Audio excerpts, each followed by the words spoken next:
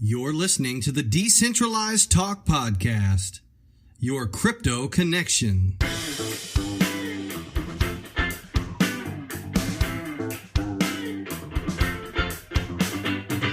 Decentralized Talk.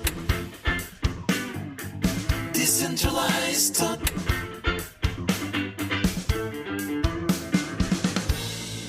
All right, guys. Welcome to another thought-provoking episode of the Decentralized Talk Podcast. This is our 19th weekly show now in production, and we are going to blow your beautiful minds.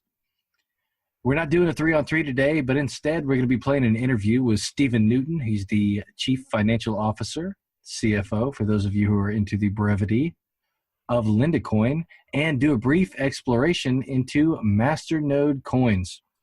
Decentralized Talk never gets paid for interviews or endorses any coin beyond a general bright side perspective and an honest respect for our guests, and you can count on that. None of these things are investing advice. This is just our opinions. Please do your own research when investing into cryptocurrencies. And before we jump into the interview, Hesto, just to get everybody on the same page, tell me a little bit about what exactly is a masternode and what are its many functions. Yeah. Okay. So a masternode is basically a node or like a computer or a server that's connected to the network at all times. That's basically running at all times, doing various jobs on the network. So similar to how Bitcoin miners are constantly running their computers or their servers to solve those algorithms to try to win some Bitcoin, a masternode is constantly running on the network to perform other jobs other than just verifying transactions. So anybody that listened to our consensus algorithm episode should know what proof of stake coins are, and that there's tons of different types of them. And how staking your coins can verify transactions, just like mining coins can verify transactions. With masternodes, the node you run can do all kinds of different things other than just verify transactions. They can increase the privacy on the network. So in the case of Dash, basically when you run a masternode, what that is like a central hub for increasing privacy. So for Dash specifically, if say somebody wants to have a transaction go through that's completely private, it would go through a masternode, and then that masternode jumbles up everything, jumbles up the transaction in the hashes, and then spits it out so no one can know where that transaction came from and where it's going. So masternodes can also they can create instant transactions. They can participate in voting and governance, like in the case of delegated proof of stake coins like NIM or proof of importance coins. So they can do all sorts of things, and they can also do multiple things. Now, right now, there's tons and tons of masternodes out there on the market, and they kind of open the door to a different kind of investing. It's basically the trick is to try to get in on something early before the price goes up. And if you create your masternode, then you're basically setting the foundation for something that could grow in case that coin, that specific coin that you're investing in your masternode, in case they do take off and there's lots of transactions, then you get paid in those transaction fees. It could be really beneficial and really profitable for investors to start a masternode. So they're pretty popular nowadays, and there's about 100 of them right now.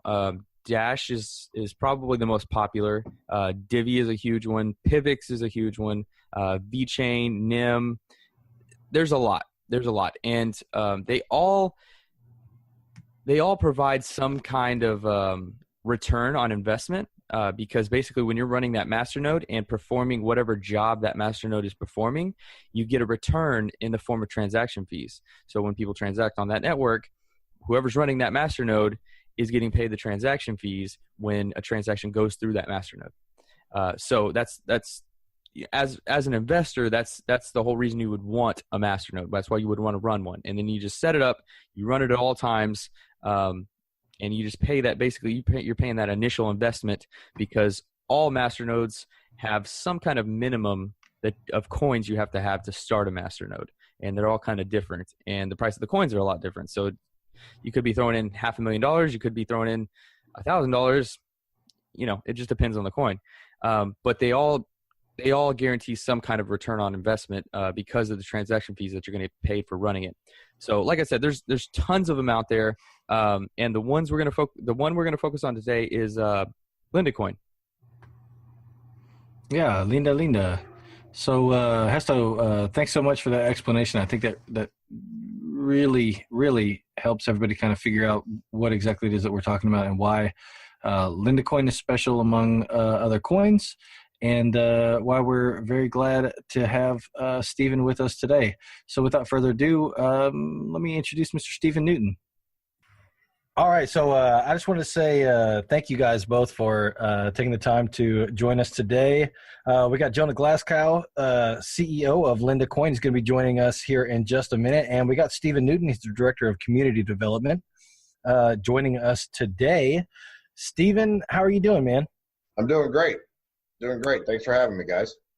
Well, we really appreciate it. And we were talking a little bit kind of beforehand here and learning a lot about Lindacoin. It's got a really interesting journey, I guess is probably the best way to say it. And so if you could just start off, tell us a little bit about Lindacoin, how it came to be, and a little bit about yourself. Sure. My name is Stephen Newton. I'm actually the CFO of Lindacoin. Lindacoin is a low-cap POS coin with stealth transactions. Lindacoin, its backbone is mainly the ROI system at the moment, which would be your masternodes and staking. Staking allows an investor to purchase his coins and then turn around and reap an ROI off of those coins by daily staking them in its wallet. By having a masternode on our network, the network it also brings strength to the network by owning a masternode, and you receive a 99% ROI on an annual basis for having the masternode. So that's interesting. So I think the first question, besides the obvious, where did you come up with the name Linda? Yeah, I know. You thought it was going to be Linda? something. You thought it was going to be something like much No. like more critically analytical, but No. Linda. It's funny because everybody asks where did the name Linda come from, and the old founder of the coin chose the name Linda. What I do know is that he was of the Portuguese descent, and in Portuguese, Linda means beautiful. What his actual condemnation of why he decided to choose that, to choose a beautiful coin, I'm not 100% certain of, but, I don't mind the name at all. A lot of people, it's gone through a lot of ups and downs over the last couple months where people have asked us, once we have taken over the coin, to change the name and do things like that.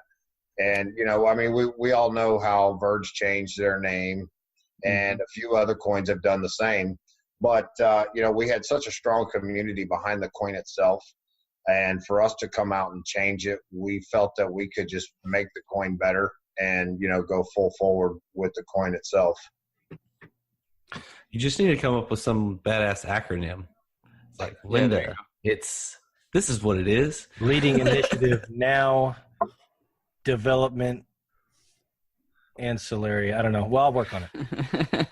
What's that now? It's a good start. Yeah, I was trying to come up with an acronym off On the the spot. What was that last one you said? Ancillary. It Ancillary. didn't make any sense. It just had multiple syllables and The first A word that popped in your head was ancillary. I was thinking of a different A word. Probably wouldn't be good though. So we answered the very first question, I think, on most people's minds. You're right. The first question, I think, from a technical perspective, based on your rundown just right off the bat, is you guys advertise a 99% ROI. Where does that come from? How do you guys get to that point? And can you explain a little bit about how to get there?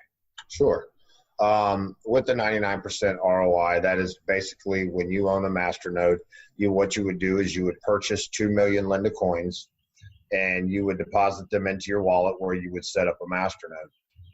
At that point, the Masternode will start staking transactions on our network.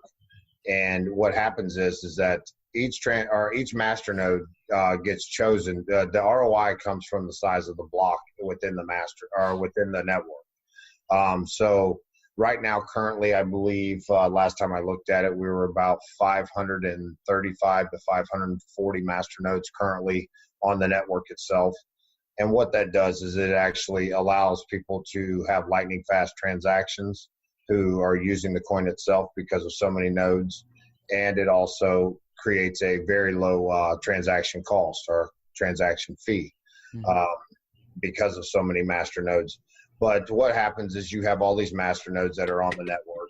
And with these masternodes, they're all trying to compete as these blocks are coming up, to where each size of the block is how it's determined how many transactions are within that block, and that's how they determine the actual payout that you get. Now, some masternodes see multiple payouts a day, and it's really a luck of the draw as far as that goes when you own a masternode.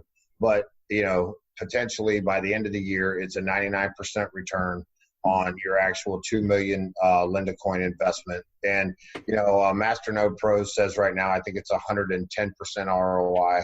And it varies from day to day. Sometimes it's 96, sometimes it's 109. So it's somewhere in the realm. Where's that ROI coming from? Is that transaction fees? Yes. That's being paid out to the masternode? Okay. And so what I noticed is like currently it's a average 96% ROI, and then 3% emissions. What are emissions? Where does that come into play? The emissions is something that we put into the algorithm after we started the V2. What the emissions does is it's basically a coin burn.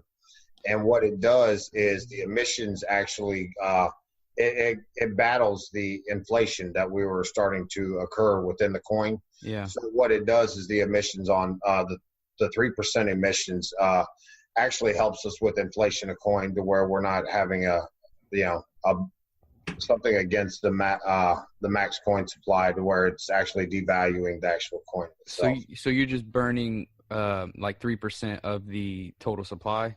Correct. Are these daily burns? Because I think the total supply is what? I don't know, 30 billion? 30 billion. 30 billion. Yeah.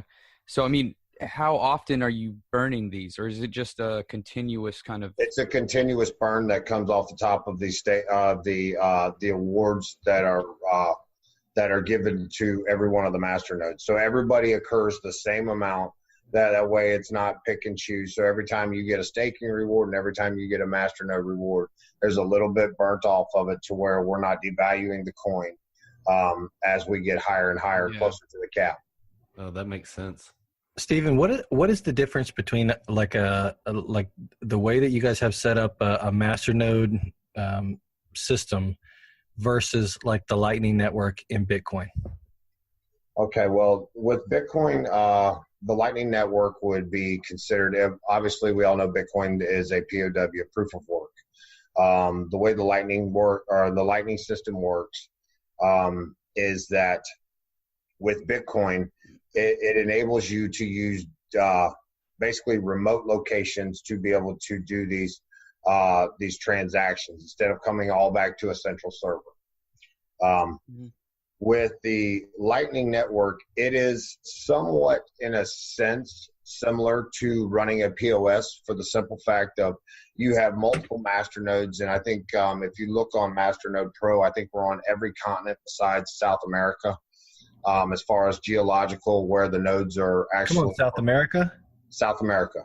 Yeah, I'm telling them, come on. I know. You got to get with it, guys. We want to be able to span the globe here. We actually have a pretty thick listener base in South America. So I know we actually have a large listener base in Argentina. So you guys are out there, hook it up on the node.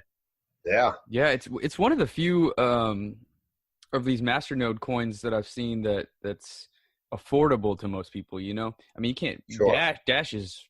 Whew. Well, and that thing, if you look at Dash very closely, I mean, even Pivx, Both very good coins, but at the same time, the cost to incur a masternode is astronomical, and the amount that you reap on an ROI, I believe Dash is like 11%. So granted, the coin's worth a lot more, but you could be staking a lot of coin and get very little for the whole year. So huge, huge investment, Yeah. Oh, without a doubt. I forget, we looked at a side-by-side comparison. I think Dash's, last time I looked at it, was Dash's masternode would cost you about $480,000, maybe right around $500,000. That's all? Yeah. Yeah. Well, let me just move some stuff around real quick. So Lindacoin, what is the current USD cost? I mean, you probably don't know exactly right now off the top of your head, but we got 2 million Lindacoins for a masternode. Yes, the masternode current cost is right around $3,300 for a masternode at the current cost. That's and what kind of discounts do podcasts get? I love it. I like that 96% number. Right. So have you guys seen it? I mean, you guys are seeing that consistently. People are getting 96% return. Well, you can look that up and kind of follow it. Yeah, I mean, we have a pro hash rate to where you can actually look it up. We have a block explorer to where you can actually follow the transactions and see. And when we first started, when we changed over, and there was only a few masternodes to where they were receiving most of the blocks and all the transactions, guys were getting massive rewards in the beginning. Within the first 3 or 4 days that this started, people were going, something is wrong here. It's like, and we're like, just wait till the system, everybody gets up and running. It'll come to a form of equilibrium. Yeah. But because now they're going, man, I wish I still got those returns, because I seen people reporting they were, one masternode for one day, they were receiving 180,000 coins. And they're like, wow, whoa. And, currently the way what are people buying or what are the transactions that are taking place to generate these fees? Like where are the transactions taking place? Like where can you spend Linda, or how are people spending Linda? Right now, they're only purchasing it or selling it on the exchange. Yeah. And that's where your transactions fees are coming in. So, and that's how we're filling up these blocks, because currently there are no vendors that are taking Linda as of yet. We do have a couple partnerships that are, currently underway right now. And we have one that I was hoping Jonah was going to announce tonight, because I don't know what happened as of 10 a.m. this morning. So, but other than that, I mean, literally, those are only transactions fees where people are buying and selling Linda at the moment. Well, we got to get Jonah on the text and find out. I mean, if he's not going to be able to make it, that's fine. But we got to find out. We got to get that announcement out. Absolutely. Yeah, that's awesome. So Linda it's an anonymous coin. Correct. Well, you can have the choice. You can have the choice to either use stealth transaction or not. And do you consider it a privacy coin? Yes, absolutely. Absolutely. And the way it really works is that you can choose when you have your wallet set up, when you go to send your coin, if you lock your wallet out, basically to where you're now using anonymity, because when you lock it out, you don't use your IP address. When you choose to use anonymity like that, not only can the coins not be followed or your IP address not followed, but it literally sends a transaction. The transaction that comes out is literally like a throwaway phone. I mean, there is a hash code that comes out, but it's literally like a throwaway phone, to where you could never trace it back to anybody's IP address or anything of the sort. And, that's actually given to us through our algorithm, and we use CoinJoin to create these stealth transactions. So what would you say, like, what's the main purpose of the masternodes? I mean, is it just to get returns, or is it to verify transactions, or does it make transactions anonymous if somebody wants that, or everything? All the above. Yeah. All the above. I mean, it creates strength within the blockchain and the network. It facilitates all stealth transactions. It also gives you an ROI. So it does all of the above. I mean, those are the main reasons for having the Masternode. And that's, the nice thing about it is they are somewhat economical at this point to where people can still afford them. And even if they can't, I've seen a lot of people that have, come in the game and only had half of the money that they could afford a Masternode with, and they've sat there and staked. And we're doing giveaways constantly with the team. If you join the community, we gave away a Masternode when we dropped the Masternodes down. Our marketing guys are constantly giving away coins, to where I've seen guys that have, basically just hung out and waited and staked their coins and, want to give away and done these things to where they've been able to accumulate the 2 million coins. Yeah. I gotta admit, y'all's team is, you guys are out there. They're very active. Y'all are really active, definitely. Extremely active. Which is really encouraging. It was, we wanted to be able to differ ourselves from a lot of the different coins.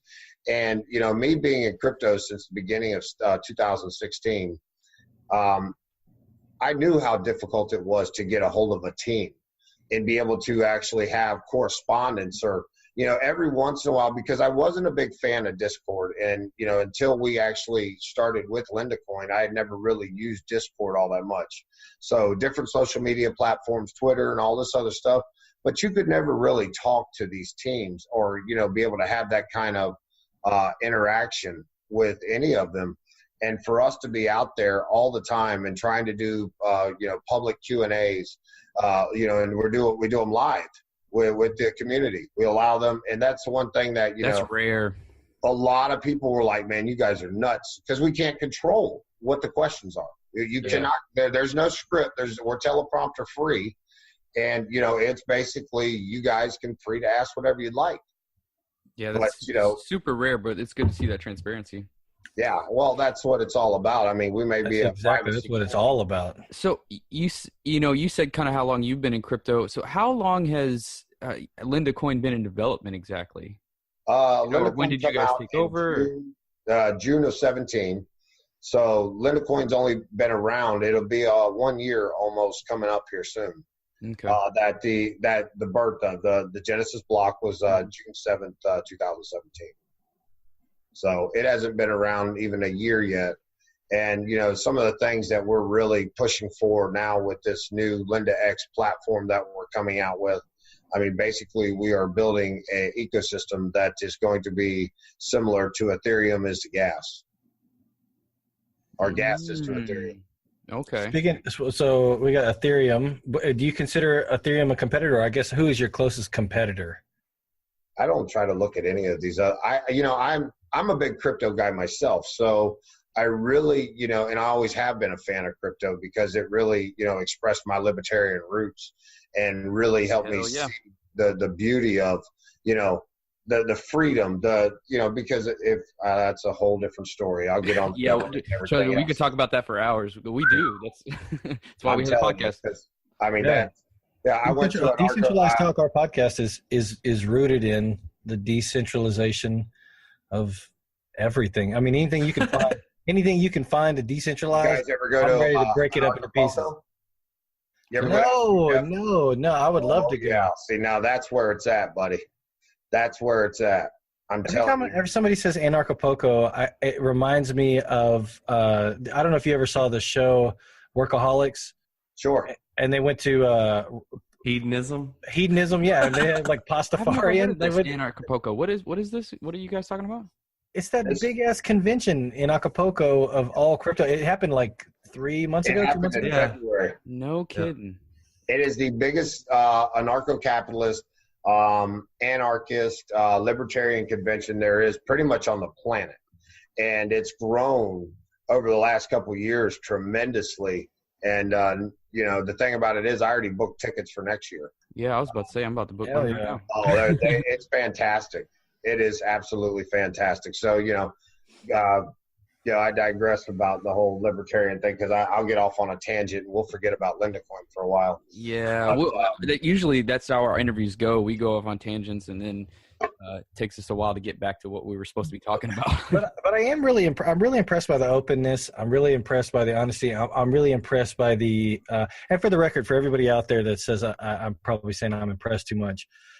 We're not being paid by Linda. We don't have any kind of an agreement with Linda of any sort. We're just doing a flat interview. But I will say that before I came into the interview, I had a lot of people that were very skeptical of Linda. I can honestly say that Stephen, I mean, so we get to see him, right? So we're on a Zoom platform, guys. I get to see Stephen. This is very genuine person. The questions are coming out pretty rapid fire. The answers are coming out just as rapid fire. And that to me is an indication of somebody who doesn't have anything to hide, or somebody who believes in decentralization and is honestly and genuinely coming up with the answers to the questions. Now, you guys had a bunch of interviews this week, so you're probably already super prepped. But No. But still, I mean, we do appreciate it, and it's actually very refreshing. Well, getting back to what we were talking about with the who's our biggest competitor, and I really don't see a lot of coins as competitors. Like I said, I'm a big crypto guy. I'm an advocate. I own probably 25 coins. So I look at a lot of different platforms. A lot of people tried to pin us against Verge for a long time. I'm not a fan of Verge because of all the things that have happened in the past. Granted, they've had some successes here lately. I don't agree with the way they went about them, but that's just my cup of tea. I would have never asked our community to put up that kind of money or do any kind of crowdfunding. But that's the way we. Yeah, actually, you guys kind of did the opposite. Yeah, we're doing the opposite. I mean, that, like I said, to each their own. I don't really, So a lot of people, like I said, I mean, I don't think we have any direct adversaries that I look at as our biggest competition. I think we do look at other coins and say, hey, they're doing something neat or something of that nature. But what we're trying to produce, and that we are producing with this new platform that we're coming out with Linda X, it really allows us to separate ourselves from almost every other coin out there besides Ethereum, for the simple fact that even most of these other top altcoins, these ERC20 coins, and I won't mention some of them, but we're talking top 20 coins. They're very successful. They have very high coin market caps. They do very well in volume. But think about this. They're all built on the structure of ERC20, correct? So with that being said, how could they ever take over Ethereum if they're built below that structure? Yeah, so Linda isn't an ERC20 token? No. It's its own blockchain. Correct. Well, See, it would have to be to have a masternode. I'm one of the few people that is skeptical of these ERC20 tokens, because the way I see it is, what happens if Ethereum doesn't work out? In the long term, what happens if they can't ever get scalability down? What happens to all these ERC20 tokens? I mean, there's just hundreds and hundreds of them out there. Or better yet, what happens if the SEC takes the Ethereum platform off of the table? What happens to the crypto space? Right. Yep, we were just talking about this weekend, because I don't know if that was a rumor that went around. That was a bunch of FUD. But the thing about it is that the SEC is hot and heavy on ICOs and ERC20 coins. There are other coins that I know of that have been delisted just for the simple fact that they look like an ERC20 coin. Mm-hmm. So, that's something that's hot and heavy, and a lot of people don't understand the ramifications of it because they don't know how all this works behind the scene. They just think, oh, it's a great coin and it's making all this money, but you're built on the same algorithm and underneath the platform of an ERC20 token and Ethereum itself. If Ethereum goes down, a lot of these coins are going down. Exactly. So, are y'all trying to bring projects onto y'all's chain in that sense? That's exactly what we're doing. We are basically we are going to start building different coins for investors and for Fortune 500 companies. Not only we're not only building coins, but for certain ones, we are building a coin for a Fortune 500 company, we'll say, just for instance, that they want to be able to use their coin with everyday transactions. They want to be able to, we'll use Sephora, okay? Sephora comes out and, every woman in the world would want to have a Sephora coin and be, and that's the thing about it. I mean, which that, to me, teaming up with Sephora or someone like that, if Sephora is listening, please get a hold of me, because I'm here to tell you, women need to be a part of crypto.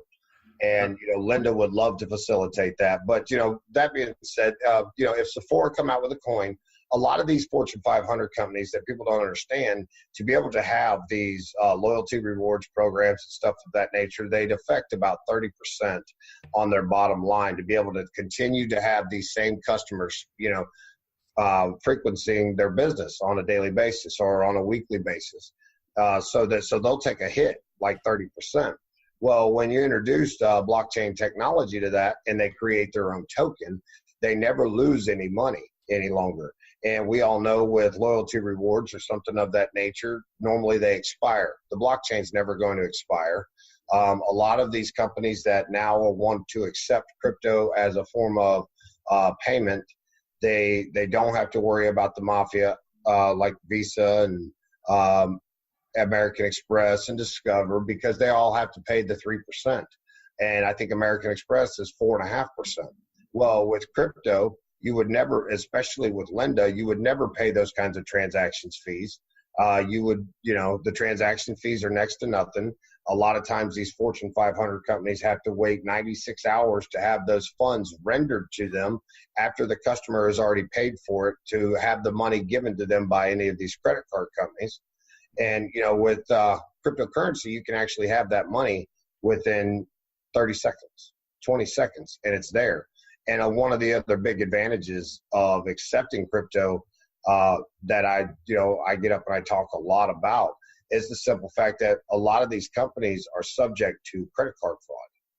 And, we say, it's massive. It is absolutely massive. When you talk to these Fortune 500 companies and they start telling you how they experience anywhere between $50 and $100 million a year in credit card fraud that they have to bite the bullet on, where people will order a product, the product will be shipped, and they'll cancel the transaction.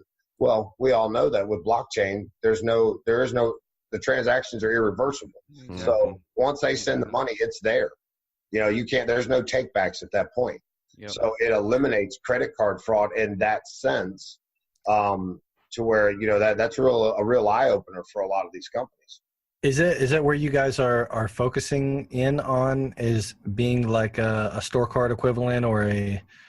There's so many different ones. I mean, we have looked into, we have so much stuff in the works. One of them is something like that. Another that we're looking at is geolocation. A lot of companies pay a lot of money for marketing and how to market their customers. Well, to be able to pinpoint what aisle that customer went down when they frequent that store, to be able to pinpoint, and all this is possible by having them on the network. Mm-hmm. And with these nodes, I can literally tell you exactly where you're sitting in your house. Mm-hmm. So, there's a lot of things that it's going to allow us to be able to produce for these companies and have real life uses as far as utilities. So, I mean, it really, there's other ones that have been brought to our attention already to do something similar to what Steemit does, where a guy has basically a platform where you can post news at. And with the legitimacy and as well as the news is written, you can receive this token from it, just like Steemit does. So, I mean, it opens up the door for a lot of people, and you don't have to worry about the ERC or ERC20 coin. You don't have to worry about the scammy stuff, because we're not built on that blockchain. What's that? Do you guys do any developmental help? Like some of these coins that have their own chain, they offer some kind of assistance in getting your coin started, or they'll help you kind of develop it, that kind of stuff. Do you guys do that? Yes, we do. Yeah, basically, I mean, will you help us create the Decentralized Talk podcast coin? Sure. I had a question. I heard this. I don't know if this is a rumor or not, but I heard you guys were working on implementing proof of work. Are you guys going to make this mineable, or was that a rumor? No, it's true. Yeah, it's true. What it is it's written into the algorithm that once we hit max supply, it will become mineable. So that's the way that works out. We will actually transition from the POS to a POW. We're actually doing what Ethereum is doing right now and trying to go from POW to POS. We're going in a reverse direction. Yeah. we're going in the opposite direction. So I heard you mention it earlier. What is this Linda X? That is going to be basically the platform at which facilitates. I mean, like gases to Ethereum, this is what Linda. We're going to build Linda to be the petrodollar of Linda X. That's going to be the name of the actual platform that we produce these other coins on. Okay, I got you. I was curious about the Tor browser and how y'all use that and implement that. That's pretty interesting to me. Yeah, the Tor browser is. You're asking me something now I don't know a lot about. Yeah, I was about to say, are you also the chief of development too? Because Yeah, you know you're a whole answering lot about everything. You're hitting some pretty techie questions here. Yeah. No, I wind up. I try to, find out and learn everything I can about the coin, obviously, because once we do these live Q&As and stuff of that nature, none of it's scripted, and you look like a real dumbass sitting up there going, Yeah. So guys, tell me everything you know about the coin and how I can answer this. But, the Tor browser, from what I understand, they want to be able to do that and implement it into the wallet, to where literally it's like a nuclear wallet. You could hide your coins, you could hide your transactions, obviously with the stealth coin. So, the Tor browser, from what I understand out of it, is really, something that they've been working on to literally, it's like a nuclear bunker for your coins itself, to where you could never even, because a lot of times, even if you do a transaction, you'll have your transaction ID. Well, you can hide that with the stealth or anonymity of the coin, but you can never hide the actual address of the wallet. Well, that's what they're working on with this Tor browser, to be able to hide that as well, to where you could never even know that it even existed. Wow, that's pretty neat. Yeah, it was pretty neat when they told me. That's pretty much hiding everything. I like it. I like how you started that off like, I don't really know a whole lot about this, and then literally like body slammed it right after. Yeah, I kind of wish that I could what's his name, Nissan? Yeah, your chief development. I kind of wish he was on here too, because there was a few questions that I had about the Tor browser. Because I mean, basically, if you're anonymous, what's to say that you can't say that's my coin right there, that address that it's supposed to be sending to? Because if everyone's anonymous through the Tor browser, isn't there room for cheating the system and acting like that coin's supposed to go to you? You're the one that's supposed to receive it. That's a good question. I'd like to talk. I mean, honestly, I know that there are different hash rates that are assessed to these types of wallets and the way that are written out, especially in code. So, but that is a good question, because I'm not 100% positive on. I mean, honestly, I'm not 100% positive if that even made sense. So, one question that came up when we were asking our audience is what kind of wallets do you guys have? Do you guys have a mobile wallet? We have a Mac and a Windows wallet right now. We are actually releasing a mobile wallet within 2 weeks. And not only will it be a mobile wallet to where it will remotely run your Masternode, it will also stake your coins. But we have also added a third feature to it, to where we are getting other POS coins to come on this app with us, to where anyone who says they own Pivx, Dash, Electra, any of these other coins, they can deposit them into the same wallet, and they can stake their coins there as well. So it's going to be and it'll all be run off of VPS, which is basically a server that never stops or never goes down. So you don't have to worry about, how, Electronium tried to do mobile mining and stuff like that. Well, they were having big experience. When they found out when they tried to implement that, what happened was the PCU usage on the phone went through the roof. So you couldn't do that. Yeah. So the way that we changed that is that we hooked it up to a VPS. It runs on a constant server nonstop, and you never have to worry about that kind of high usage going to your phone or anything of that nature. Yeah. Is that like a cell phone mining pool? Is it like a cell phone mining pool? Is that how that works? Well, it's not necessarily kind of. I mean, that's kind of a unique way to put it. But in a sense, I guess it would be a cell phone mining pool. But I mean, the thing about it is these other coins can also. I think we have 3 other coins right now that are going to be joining us for the launch. I've actually been reaching out to several other POS coins, trying to get some of them to get on with us. One of the ones that I've been shilling a bunch, Electra, here lately. I'm really impressed with the Electra team, and I really like that they're a low cap coin just like us, and they have a very strong community. And I like working with these kinds of people because we're all trying to strive towards the same goal, and that is to build the ecosystem of crypto and do away with the trash fiat that we are currently enslaved by. Sing it, preach it right there. All these talks about other coins. Are you guys working on atomic swaps at all? Oh yeah. Yeah. Oh yeah, that's a definite. Atomic swaps are one of our big things. I think it's on the roadmap. It's Q4. I get asked about the roadmap a lot, and the thing about it is that when we built that roadmap in January, we really never set it out chronologically. We did when we put it in the roadmap, obviously, but what we did was we went back and we just started setting up bullet points and knocking them off.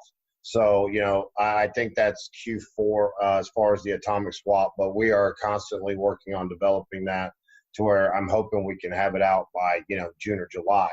I mean, that's how important the atomic swap is, especially with the way that this, the crypto, the whole market is moving, is that the atomic swap is going to be huge, especially with regulations that they're trying to implement, which will never work. But you can't tell any government that in the world. Look at China. Look at all these other ones. They try to implement regulation. Guess what? The next day, crypto moved. Holy cow. How'd that work? Yeah, So you can't stop it. That's no. for sure. Well, I like the whole thing of, we don't condone Bitcoin, but we like the blockchain technology. That's like trying to say you want the freaking chicken without the egg. It doesn't work. Yep. Well, I mean, I think the question that's on everybody's mind is when Lambo? Absolutely. It's tomorrow, right?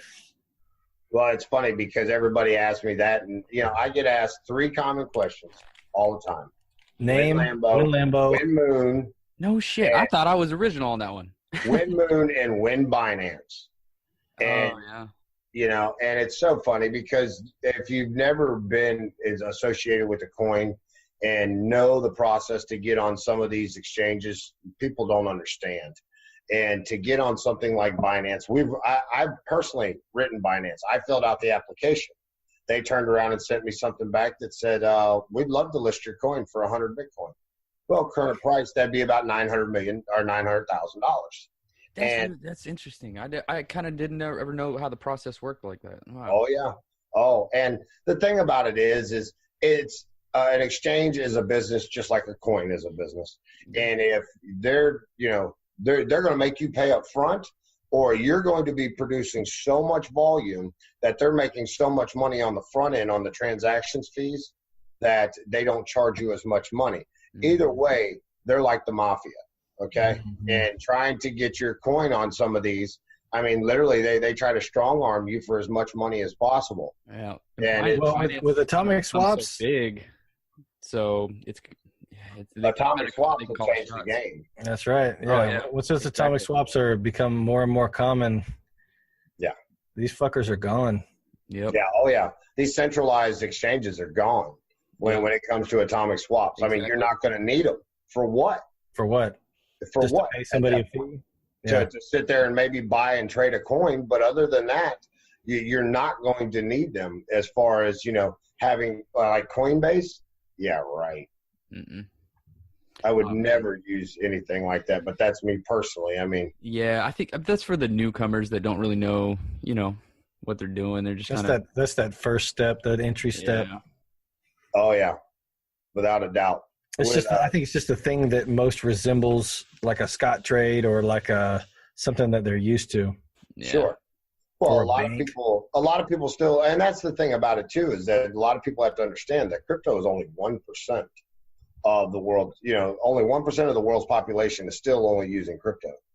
And that to me is unimaginable once we get to where, you have, that's why, it's so important to, grow these platforms for mass adoption, especially when you can get into Fortune 500 companies that have, millions of customers all around the world and stuff of that nature. It's really big for, think of the possibilities in the realm of possibilities once you start having 5%. At 5%, if 5% of the world used yeah, we're all going to be on a huge fucking boat somewhere. Yeah. Massive, absolutely massive. And to think that, literally at 5 to 7%, every one of these central banks would go down in the whole world, even though they're already on the way there now, the way they print money. They've been on the way down for a long time. There was just nothing. There was nothing in place to take their place really until blockchain came around. Exactly. And a lot of people are in doubt about blockchain still. I still see so much FUD about it. And I think it's a realm of, so many people are stuck on the mainstream media and they believe these things to where that I have a father-in-law who is very big into traditional finance and, very intelligent man, but cannot seem to wrap his head around this blockchain technology. And and I continue. I mean, he's a big gold bug. He loves investments and stuff, but a lot of people still are, very skeptical because even when it's become to where you can use it. I mean, I can use. Didn't you hear it's red poison squared? Yeah, I saw something the other day. I could literally, because I've been in the space so long and I know quite a bit about, how to use my crypto, I could live off of crypto. I mean, but, that's, knowing how to spend it, what to use, and stuff of that nature. And once mass adoption comes around, it's going to be a lot easier. I mean, one companies that tried to implement it a little bit was BitPay, but they are connected to Visa. They're also connected to the 3-letter terrorist organizations, the Alphabet Boys and everybody else, to where, they said, okay, well, we'll let you put your Bitcoin on here and just spend it. Well, a lot of people that did that, they got a nice little letter at the end of the year saying, oh, well, you put in this much money, we're going to need you to pay taxes on that. Mm-hmm. I mean, I think the reluctance and the confusion is kind of natural. We saw that with the internet too. When the internet came out, everybody was scared of it. Everybody thought, it's nothing but rapists and murderers going on the internet and buying drugs and all this stuff. And now it turns out it's only like 40% rapists and murderers. But I like the narrative that I like the narrative of crypto being, full of the drug dealers and the money laundering. Oh yeah, that all the time. You always hear that in the mass media is that it's for terrorism and all they're doing is buying drugs on the dark web, and that is the biggest terrorist in the world is the U.S. government. The currency that's traded the most for drugs and money laundering is the U.S. dollar. Dollar bill. Yep, exactly. Yes, I always hear people tell me, "Oh, what Bitcoin's used for buying drugs," and then the ultimate response is like, "What do you think they're buying drugs with now?" Who's bringing the drugs? Yeah. That's a better question. There you go. Who's bringing the drugs? Who's buying the drugs? Yeah. Who's doing the drugs? Yeah, that's, well, man, I got to tell you, you knocked these questions out. We had a list, and we were like, we're never going to get to them. We'll never get to all these. Man, you were just rapid fire. I'm impressed. Yeah, I said it earlier, but I'll say it again. I think before coming in here, I had a couple people that I talked to saying we're going into Lindacoin, and I think there was a lot of skepticism. I think this is a very cool coin, and I think the most attractive thing I think to me about Linda, no pun intended, being its name is beautiful, right? Is that you guys are very active on Twitter. You guys are very highly responsive. You guys are answering questions openly. Those are the signs of somebody who's honest, of somebody who has nothing to hide. And so for anybody out there who's who's a listener of the podcast and is coming across Linda, it's worth taking a second or maybe a third look at. I mean, and that's one of the things. I mean, really, we wouldn't be anywhere that we are without our community.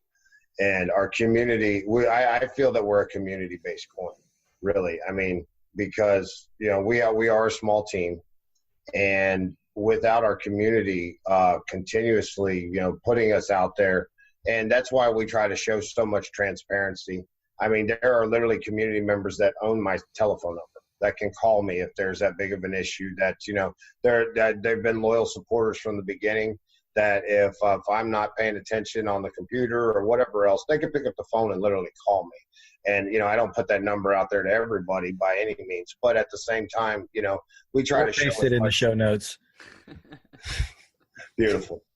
Yeah, that's, you know, in case our listeners do have any questions or anything like that, what's the best way to reach out to you? Is it Twitter or email or, you know? Yeah, Twitter, our Discord channel, we're very active in constantly. We're also active. We have a Telegram channel. There are so many avenues to where you could actually get a hold of a team member, to where, you know, we try to make ourselves as accessible as possible most of the time. We all have different lives that we're living at the same time. You know, the CEO is fixing to be a electrical engineer. Wow. So yeah, he's actually finishing his electrical engineering degree, I think next year. So I know that, you know, he's been extremely busy with trying to do all this stuff for school. But, you know, and there's other guys on the team that, you know, one has a regular job, can't afford to just live on his own, or just live on crypto itself. Mm-hmm. That, you know, he continues to keep a career because it's great for his family and his insurance. So, you know, but we try, like I said, long story short, we all try to be as accessible as possible. And, you know, we do have a lot of trusted community members that are there for us constantly if we're not around to be able to answer questions. And we've had so many people come to us that need help with, you know, setting up a wallet, setting up a Masternode. We've put out video clips. We've made, you know, lindaprojectinfo.com, which is something that goes through a huge FAQ. There's a lot of tutorial videos with it on how to do certain things. But even with that being said, you know, I think that really, you know, with the community's backing and with us continuously trying to be innovative and build this coin to something different than just a peer-to-peer transaction, because that's a majority of what all these coins are, is a peer-to. That's how they all start out. Mm-hmm. And if they're not able to come up with the utility, they sink. Yeah, you got to be able to evolve, kind of, you know, yes, with the market. Yeah, because if you don't, even if you have a great idea and you can't implement it, it doesn't mean nothing. 5-year price prediction, Linda. I don't know. Lambo, we already went over that. Probably wise. I don't ever do price predictions or anything like that. I know that we are continuously putting out quality material. We have a new white paper and roadmap coming out with the launch of the mobile wallet. So, you know, I really think good things are coming. I know big things are coming with partnerships with this new platform. So my prediction is that it will be better than it has been. That's all right. Up to me. Yeah, it's a northern move. Yeah, north. That's a good one there, north. All right, Stephen Newton, man, we really appreciate your time and appreciate you talking with us, answering all of our questions, and kind of hanging out with us here. Absolutely, man. Yeah, I appreciate you guys helping us learn a little bit about Linda, and we hope to kind of keep in contact with you guys. We're going to follow Linda and watch it. Hopefully it goes north, and we'd love to see you guys successful, man. Sure. Thanks for having me. And, yeah, I'd be more than happy to jump on with you guys again if you'd like to do it again or whatever. That'd be great. For sure. Yeah, and maybe next time we can – maybe Jonah could join. Yeah, maybe next time maybe we'll pull in Jonah, or we can pull in some of your other folks and have a big round table. It'd be a lot of fun. Sure, absolutely. All right, Stephen, thank you, man. I appreciate it. Hey, thanks, guys.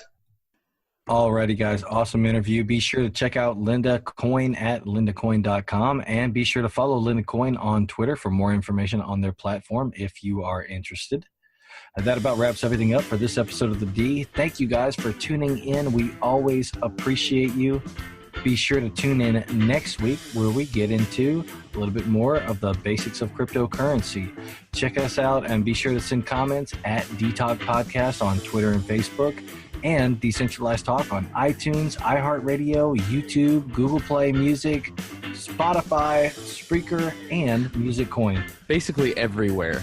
If there's somewhere you can listen to something, we're on it. Yeah, I was at the beach the other day. I held a seashell up to my ear, and Decentralized Talk started playing. It's crazy. We're everywhere. It's insane. Love it, guys. Hey, always, guys, keep in mind, what's the most important thing to do? Stay decent.